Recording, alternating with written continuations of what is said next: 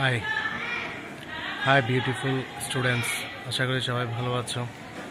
আজকে আমি তোমাদেরকে বায়োলজি জীববিজ্ঞানের যে ফুলের কথা আমরা প্রায় শুনে থাকি, অর্থাৎ আমাদের বইয়ের মধ্যে দেখে থাকি এবং ক্লাস 8-এর বইয়ের মধ্যে আমরা যে ফুলটা প্রায় সময় দেখে থাকি, যে ধুতরা ফুল, সেই গাছটি তোমাদেরকে আমি আজকে লাইভ দেখাবো।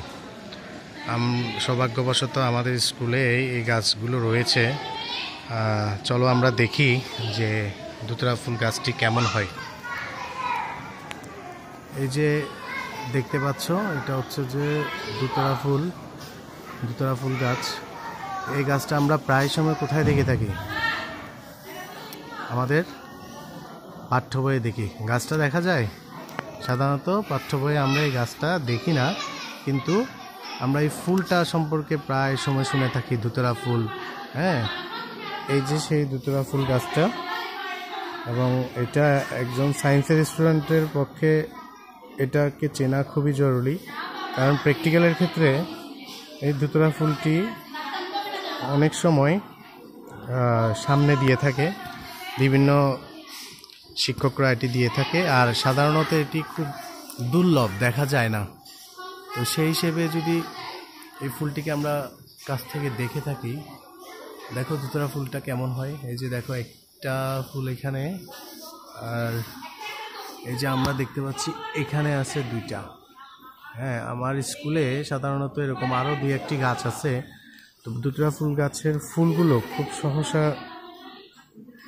দেখা যায় না, তো সেজন্য এই ধুতরা ফুল গাছগুলো সম্পর্কে, যদি ধুতরা ফুল গাছ তোমরা যদি আরও জানতে চাও, আমি এই সম্পর্কে ডিটেলসে আরও দিব। দেখো ধুতরা ফুলটা খুব ক্লোজলি দেখাচ্ছি তোমাদেরকে। দেখো একদম গাছের মধ্যে রয়েছে।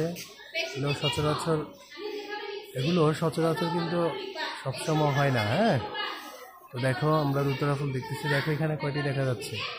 2টি। হ্যাঁ, আর এই যে 2টি দেখো কত বড় হয়েছে, দেখো।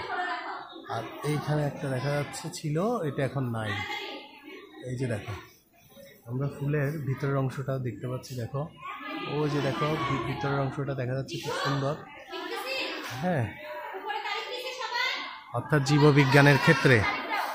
জীববিজ্ঞানে যারা সায়েন্সে রয়েছে, তোমাদের জন্য এই ভিডিওটি খুবই গুরুত্বপূর্ণ। দেখতে পেরেছো নিশ্চয়ই ধুতরা ফুল গাছ। সামনে এই গাছটির ফুল নিয়ে আমি আরও একটি ক্লাস দিব তোমাদেরকে, ব্যবহারিকের জন্য। আশা করি খুব উপকার হবে। সবাইকে ধন্যবাদ।